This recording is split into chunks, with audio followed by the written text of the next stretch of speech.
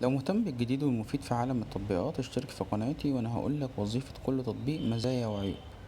تطبيق في بي ان لوموس تطبيق حمله مليون مستخدم. وظيفة الفي بي ان للي ما يعرفش الفي بي ان هو ان انت المفروض ان انت تحمل التطبيق، تعمل اتصال، خلاص على كده. طيب ايه الوظيفة اللي بيقوم بيها التطبيق لما انا بقى متصل على الفي بي ان؟ وظيفة التطبيق ان هو لما يجي تفتح اي موقع اخباري او اي خبر يقول لك تأكد من اتصالك بالانترنت. لو الفي بي ان معاك شغال فور فري، تمام، يعني هيفتح معاك الخبر عادي. لان في دول كتيرة بتبقى عاملة حظر على مواقع اخباريه معينه، فما بتقدرش تفتح الخبر، تقول لك تاكد من اتصالك بالانترنت، فانت بتيجي قافل الموقع او قافل الخبر وتشوف خبر غيره وخلاص. لكن الحقيقه ان انت لو شغلت الفي بي ان هتقدر تقرا الخبر بمنتهى السهوله.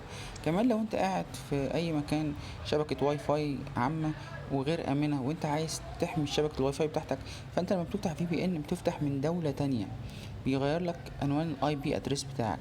يعني لو في حد بيخترق على الشبكه الغير محميه ديت اللي هي بتاعه الواي فاي بتاعت فندق او كافيه او مطعم او ايا كان، وحد عايز يخترق، فما بيدور في نطاق الاي بي بتاع البلد اللي هو عايش فيها، المكان اللي هو فيه القريب منه.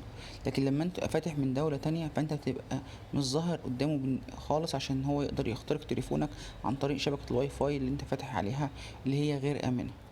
كمان التطبيقات، لو انت عايز تحمل تطبيقات معينة او تشغل تطبيقات معينة، فانت لو رحت الصين مثلا وحبيت تفتح فيسبوك، تويتر، يوتيوب، كل التطبيقات ديت مش شغالة في الصين.